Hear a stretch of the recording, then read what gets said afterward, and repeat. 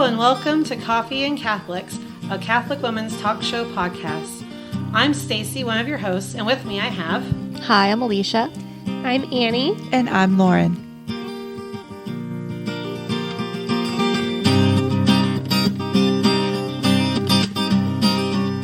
Hello, and welcome to Coffee and Catholics.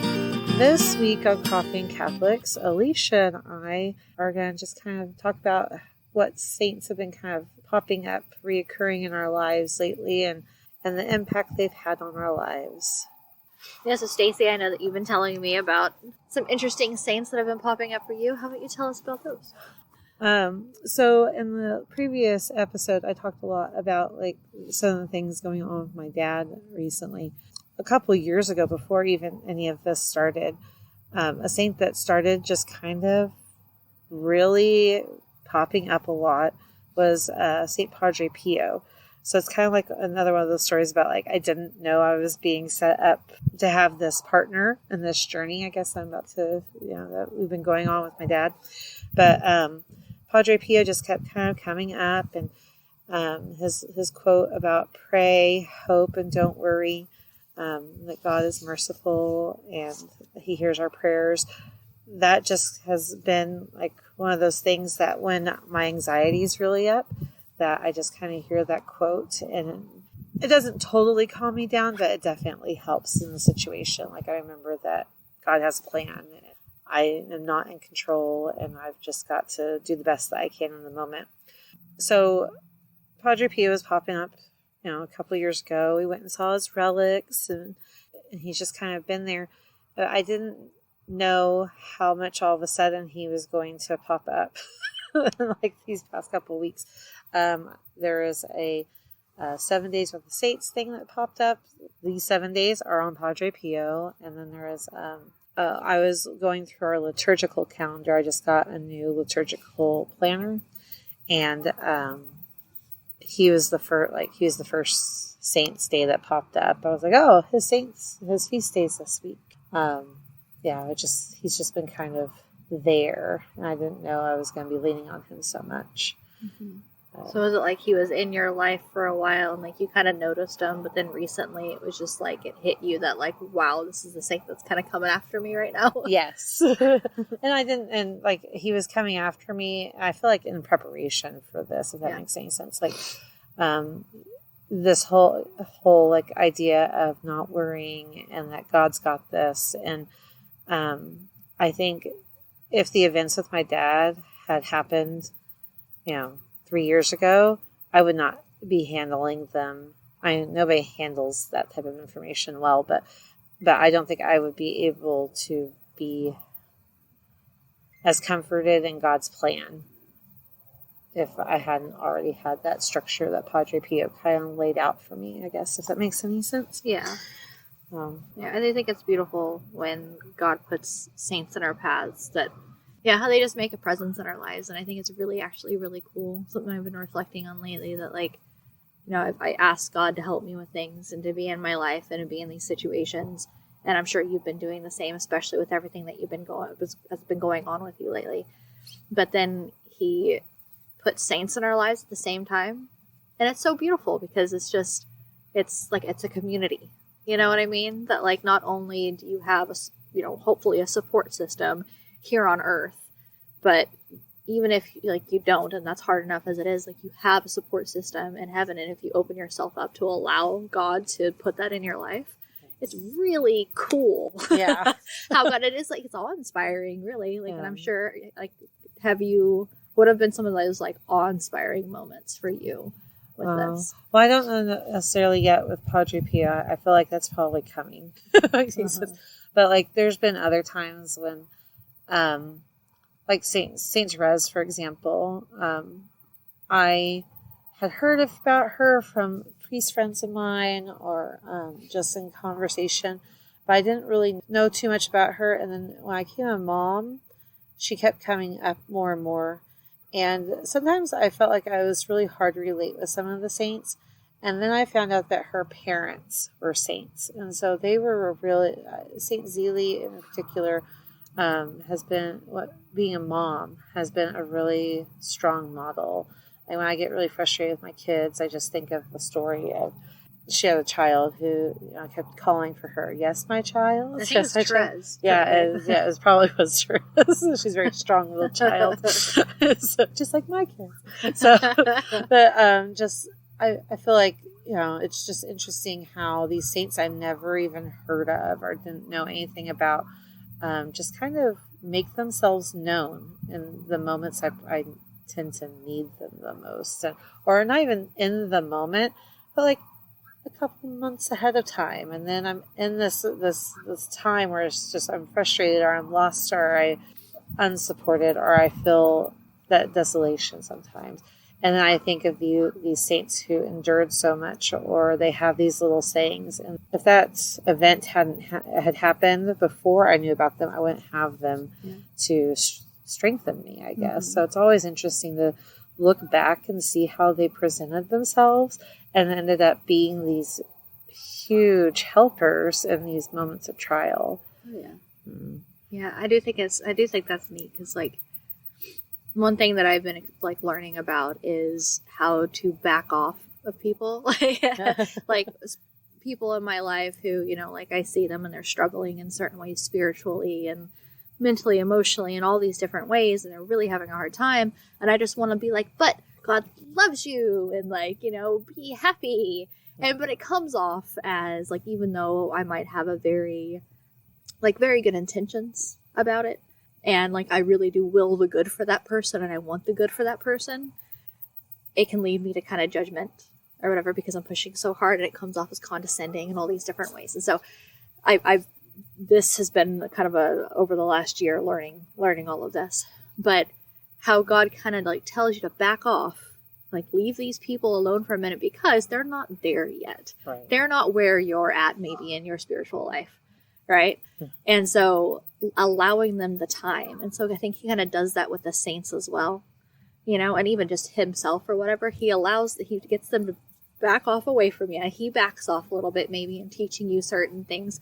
And he allows things to happen in your life, because without those things, without those maybe trials, those specific situations, your specific responses to him that he knows that you're going to have, and how that unfolds and it progresses, like you're not going to be ready for the message that he wants to give you until, this point over here.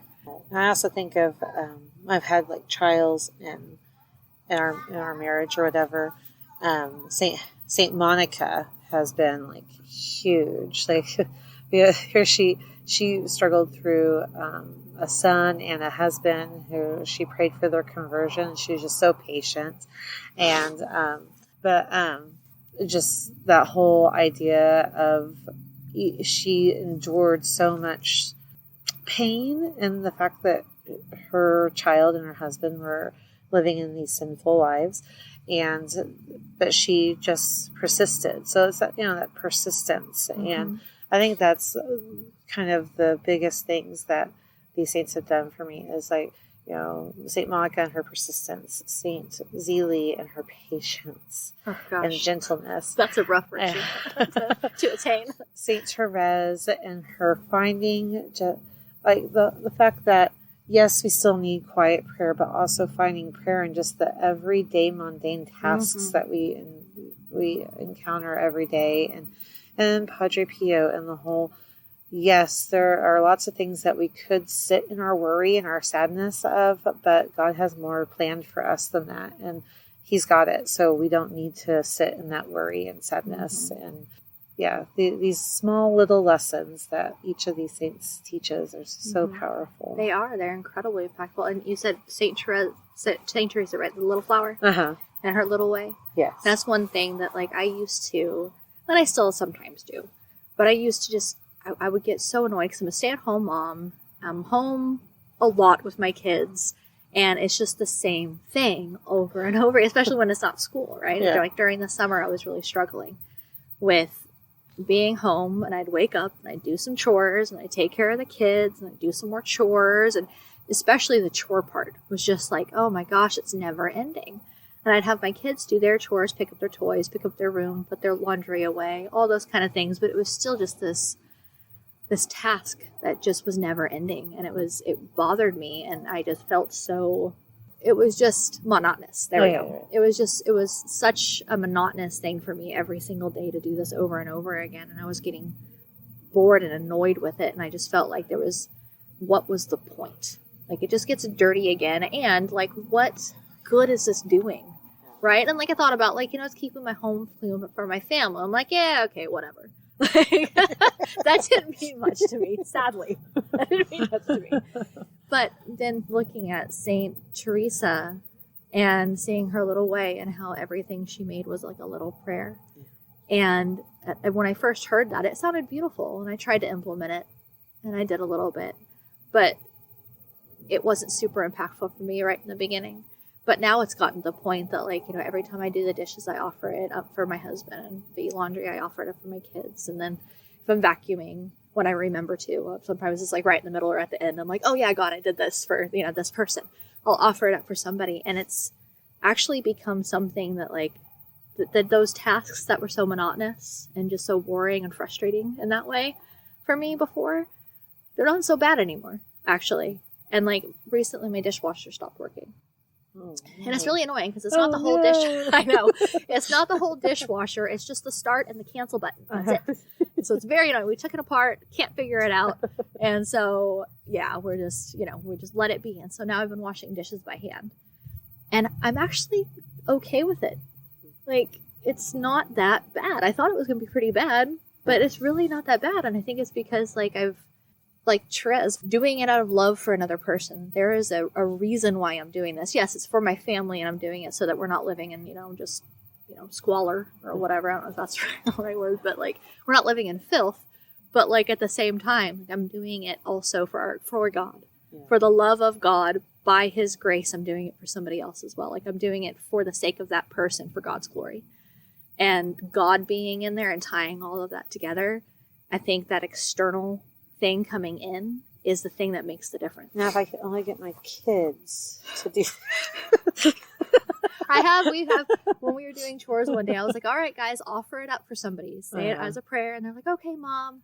And like, everybody seemed upbeat for the first like 2 minutes. Yeah. And everybody's like, I'm done. I don't want to do this anymore. I'm like, but you love people. Do it for them. Well, sometime we'll turn on the Holy Heroes audio rosaries. Mm-hmm. And so I have them clean during that. But half the time they're fighting with each other as the rosary's going on. They're like, why are you fighting while we're praying? You're supposed to be talking, just pray. Oh, that's funny. That's our morning, and then the afternoon. So during our tidy up time, we do the Divine Mercy Chaplet. Mm-hmm. Some days are beautiful, and they're praying along, and other days they're just fighting or running around screaming while the Divine Mercy Chaplet is playing. Yeah. You're just like, oh goodness. Yeah. Yeah. I recently learned that meekness is the virtue in which you basically, I don't know if I'm going to say it right. I don't have it right in front of me, but basically, like, your ability to walk away from anger gracefully or whatever, just kind of like you fall and you get back up gracefully and you kind of get back into the rhythm. And I've learned, I've been working on that recently. I learned that it's called meekness. Like, waking up in the morning, I've been trying to do that more consistently and having some time to myself and having some prayer. And then, or like in the afternoons, I have my prayer time. And so I want it to be quiet and I don't want interruptions and all this kind of stuff. But I have children, so it's not realistic to not expect that. And so just learning how to, be okay with it. Be like, all right, I'm allowing this child in to my time of prayer. And even though, like, I'm stopping actually, like, saying something to God, I can still say something to God by treating my child with kindness and gentleness. It's really hard. Like, I start off well, like, oh, good morning, I love you. Mm-hmm. Well, and then they start talking to me. I'm like, okay, well, either you can join me in prayer or you can go eat your breakfast. But either way, you need to shush. Right. It's so hard. I know. I've been trying to learn I have been learning through this to, like, be able to pray in the midst of the chaos around me. Like, mitigated chaos. Like, I don't want it to just be, like, the kids running around screaming. But, like, as my two older ones were looking at their books during, like, our reading time, the younger one's playing with the toy and crashing it into another toy. And I'm like, it's okay. Yeah. Just offer it up. No, but going back to the saints, one that there's only been one that's really like come up for me like in a significant, like more significant way, I suppose, recently, because I hear about the saints and they have beautiful things to say, and I, learn those things, and I hear them, and I try to take note of those, and when I think of them, integrate them into my life. So like the saints have that kind of an impact on me. Anyways, but most recently, I had a second miscarriage and lost the baby. I think the doctor said that the baby probably died about the end of the beginning, of the 10th week. But I ended up finding out about like the beginning to the middle of the 11th week. And found out on a Wednesday, on August 17th, I found out about it. And then the next day on the 18th, woke up about 5 a.m. and was passing everything. And that's when I passed the baby. And if people don't know, when a baby is 10 weeks along, the baby is about the size of a like medium to large strawberry. Like when you see it on the baby websites, like it's true. So I got to hold my baby in my hand. And I'll just say this just because like I haven't really been able to say this to a lot of people, and I'm proud of my little baby. And so he was just so beautiful. You could see his eyes, and you could see where his ears were forming, and his tiny itsy bitsy little nose poking out from his little face, and his little mouth that looked like he had a little smile on him. These tiny itsy bitsy little arms and legs that were curled up around himself. And he was just so beautiful. And I got to hold him for a little while, and we buried him, and our parish priest came out, and he did like a little burial service for us, and it was quite beautiful. My husband made the casket, and it was gorgeous, and it was beautiful. So anyways, we were coming up with a name, and when I was pregnant with him, and we say him, quote, we never actually found out the sex, but I don't like calling my baby it, because either it was a boy or a girl. But when I was pregnant with him, my husband really wanted the name Constantine, and I didn't care for the name. My kids didn't like the name. Nobody liked the name except for my poor husband. But my husband was gunning for it. And so when the baby died, my daughter begged for us to name the baby Diamond. And we almost caved just because she wanted the name so badly, and it was so sweet. But we decided, like, if the baby were born alive, we would not name the baby Diamond. And so we decided not to name the baby Diamond. And it's a beautiful name. We just didn't like it for our baby. But and so Derek, my husband, really wanted that name. And so I prayed. I said a prayer, and I was like, God, I want to name this baby a name that is going to be good for our baby. We don't know if it's a boy, if it's a girl. So just whatever it is that you want, let us know. And so that we can name that baby the proper name that you will for our child. And so a couple days passed. I didn't have any great revelations of new names, and Amelia was still gunning for Diamond. And my husband was still very much wanting to have Constantine, and so we decided, okay, we're going to do Constantine. And over those a couple of days, Constantine started growing on me a bit. It's like, okay. And so I messaged the group that we have for our Coffee and Catholics ladies, and I told them, this is what's going on, and we named the baby Constantine, and And so, told him, I told him when I ended up like delivering the baby and everything. And Annie messaged, she said, did you know that on the day that you delivered your baby, that's St. Helena's feast day, and that's St. Constantine's mom? And it was just one of those that, like, it just struck me. Like I asked God, tell me whether or not we're going to, what to name this baby. It grew on me. We named him Constantine. I was still like, I don't know if like we named him the right thing, but like, this is what it is. And so I hope you're happy with it, God. I hope it's, a good match for our baby. And then that happened. And it made me speechless. Like I didn't know what to say to that. I just thought it was so beautiful, and it made me cry. And I just thought it was such an amazing a gift of like a confirmation that, you know, that was a beautiful name for our baby, that was the name that God was, you know, at least happy with. I don't know if he willed it necessarily. I don't know. But, you know, he was happy with it. And I told my husband about it, and he was taken back by it too. And I love those little miracles that God puts in our lives. That, you know, like I've never really had any kind of connection with St. Constantine or St. Helena. But, you know, they inserted our lives in a very, like, vulnerable place, in a very, you know, heartbreaking time in such a beautiful way, and did it by God's grace. And, it just, blew me away. I love it. So. Well, and even like the story of St. Constantine. And I didn't think about it until I remember the thread in our little chat, but I just think about now about how much you love ministry and how St. Constantine was the emperor who brought Christianity, made it not illegal to be Christian. And it was just very fitting. Yeah, yes, that's a good word. Yeah. But like you and your evangelization and Constantine, you know, bringing Christianity to legalizing Christianity. Yeah. So it's pretty cool. Yeah.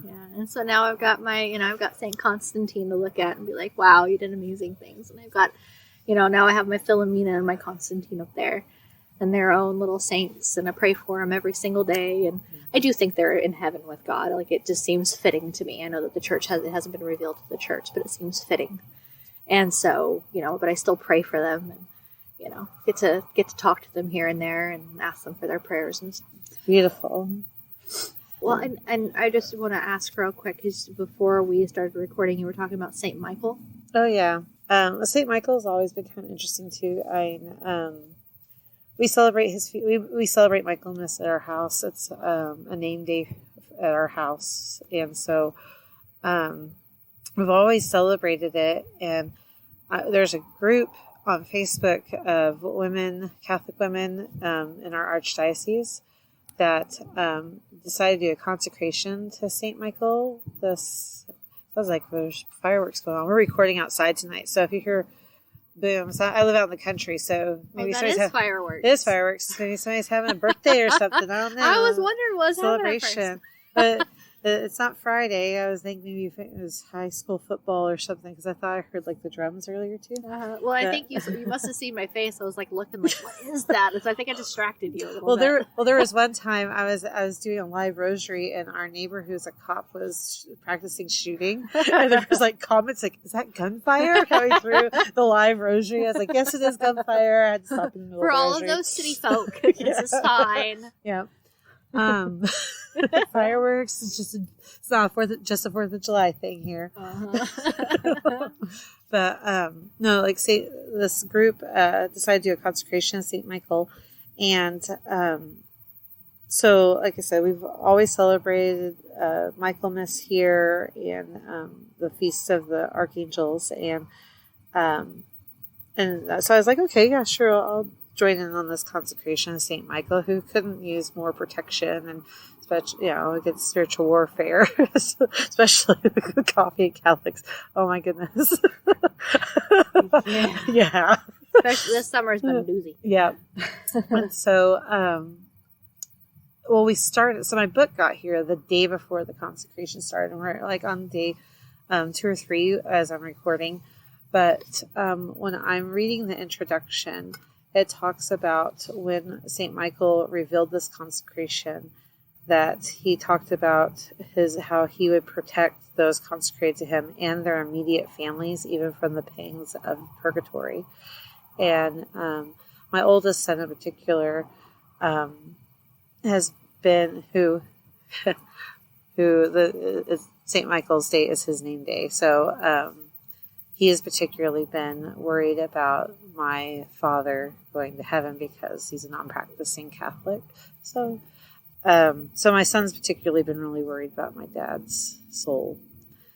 And so we've been talking a lot about that and how we pray for souls of purgatory. We even have the St. Gertrude prayer next to our refrigerator so that every time we get water, we can pray that prayer and release 1,000 souls from purgatory. So I tried to reassure him that his prayers for souls of purgatory will also work for family members. And So when I read that in the St. Michael consecration book, it kind of took me back that what I said to my son, like it was kind of reaffirming and going back with the whole Padre Pio, like, don't, Stacy, don't worry. I got you, God just telling me through these saints, through his archangel, that he's got it. Like there's a plan and he's working his plan. And that my job is to just journey with my dad and to keep praying and trust in what that plan is. But it has been really interesting, just things just within the last 2 weeks that have popped up, especially saint-wise. And, 2 weeks ago in the episode, I talked about Our Lady of Sorrows and how she was present to me just a couple weeks ago. And just God's with us, and we just have to be willing to let him do the work. And that's probably the hardest part, is trying not to take over everything. Well, see, I think that St. Michael prayer is really fitting, because the only way to avert purgatory after our death is to live purgatory here. And so, I mean, your dad is living purgatory right now. Letting go is about detaching from, like, I have my health and I have these other things, whatever else he's going through. And then your attachment to that control and wanting to make these things happen. And so you guys are all going through a purgatory right now. Yeah. I would imagine, at least what it makes me think of when you talk about that St. Michael prayer is, praying for the willingness to allow those trials in your life, in your dad's life, and in your family members' lives, to be sanctifying, to allow that to be a purgation, and not just suffering in and of itself. Yeah. Well, and that's been one of the biggest things I've been trying to, because my kids are really taking everything quite hard, about talking about how this is a gift. Well, it's hard knowing that, when you're given the diagnosis of a terminal illness, but, first off, knowing that nothing is impossible with God. So if it's God's will, my dad could totally beat those odds. But even if he doesn't, how this time, like it gives us the time to reflect. Like, is this how I want to be spending my time? Not just with my dad, but even with each other. I think that's probably been like the hardest thing, the normal sibling bickering or the family bickering that comes in. And several times in the past weeks of it, is this really worth it? Like, what's the point of this, guys? Like, so we're just wasting precious time together and fighting over something silly. And so just that whole change of perspective, seeing the gifts that God gives us every day, the moments that he gives us, taking that step back and breathing and taking it in. Acknowledging it for, yes, it's hard. Yes, it's painful, but also acknowledging the gift and the suffering that's there, the beauty that's there. Yeah. Well, and I think a big part of it is that I've recently been discovering is that, talking about it as a gift, is that it's, because I know that there are some saints who are like, suffering. I feel joy in suffering. Like suffering. I'm not there yet. I'm not quite there yet. Like I've experienced a little bit of that, but not fully. And so I'm definitely not a walking saint by any means. But about how, like, every trial that you go through is an opportunity if you allow it to be. When it has God's grace in it, it is an opportunity. And so that is a big part of, at least, and maybe I'm missing some pieces here, but like that's what I'm seeing as the beauty in suffering, is that it's an opportunity every single time. Doesn't matter what it is. Either you can suffer and just suffer, and it's pointless, and there are no answers here. I mean, God can still work in that even if you don't understand it, but it can feel very much that way. Or you can allow it to change you and who you are, and to detach from the things that God is calling you to detach from. And if you don't know what that is, and, asking God to help you see that, he will slowly unfold that, or maybe he'll smack you in the face with it. Who knows? But like, usually it's smacked in the face. yeah, I definitely had some of those smack in the face moments. I'm like, jeez. But yeah, and then, allowing him to do that, and then, you'll allowing it to change you, but then also using it for other people. That's one thing that's kind of like, I've heard, people talk about, well, if I'm suffering just so that other people don't suffer, that seems rather pointless. Absolutely. Yeah. Like, that's absolutely pointless, because that would mean that, what is there for you? What love is in that for you? Yeah. But no, like, it's for you. Yeah. There's something in it for you, and then there's something in it that you can give to other people, and it makes it unbelievably beautiful. It really does. I did a little lesson. We homeschool, and my kids are, like I said, having a hard time with this. And I took some books, and I added a book, and I talked. As I handed a book to each of my kids, I told them something I've seen them struggling with recently.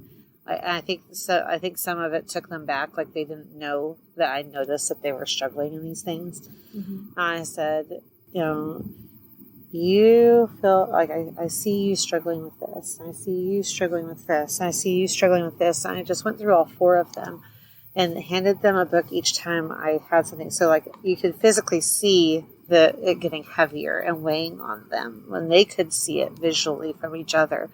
And I said, did you know that he was struggling with that? No. Did you know she was struggling with that? No.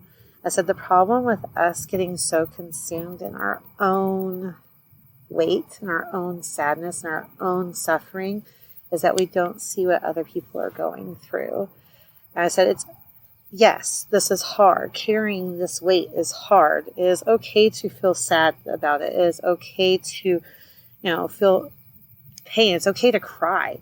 I said, but we can't get so consumed by our own sadness that we miss what other people are going through and we don't try to help them. I said, I asked you guys to pick up your toys. That's just one less thing that I have to worry about. And I took like a book off my pile because I did it for myself too. And I said, I know you get mad because it looks like I'm being lenient to this person when I ask you to do chores and I ask them to do chores and they take longer to get started than you do. I said, but sometimes giving them just a couple minutes to get started is one less thing for them to worry about. And I was like, you're a self-starter. I don't have to worry about that with you, but I do with this person. They take longer to get going. And just, I went through that a little bit, like why I do certain things. And I was like, because I'm trying to I can't take your load for you, but I can make it some things one less thing for you to worry about. I can't take away your crosses. I can't fix your crosses, but I can walk with you and maybe lighten the load a little bit.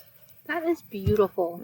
Like, oh my God, where did you come up with that? I don't know. The Holy Spirit just talked to me at that moment. And I did this whole, because I had just lost it with my kids, to be quite honest. Like, I had lost it.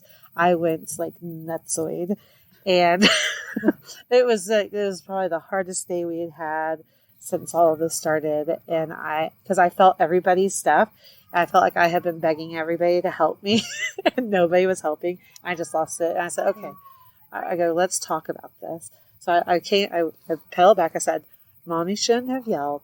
Let's talk about what's going on. And the Holy Spirit just gave me that lesson in that moment. That's beautiful. I feel like I should do that too, but also I'm not good enough about that. Like, I'm just going to mess it all up, and the kids are going to be like, why am I carrying books? That's gorgeous. That is a beautiful lesson. And a beautiful visual. The books just got picked up like right before you got here. They've been sitting there all week on the coffee table. That's so funny. Because I gathered books off the bookshelf, and I have the heavy ones, and I have lighter ones, and of course, like my 4-year-old wasn't carrying as much because he's younger, so he's not carrying as much. I said, but he still has things that he struggles with. Yeah, for sure. And so we just went through all of that. Yeah. It's just really a beautiful moment. That is beautiful. Oh my goodness, you're a good mom. Sometimes.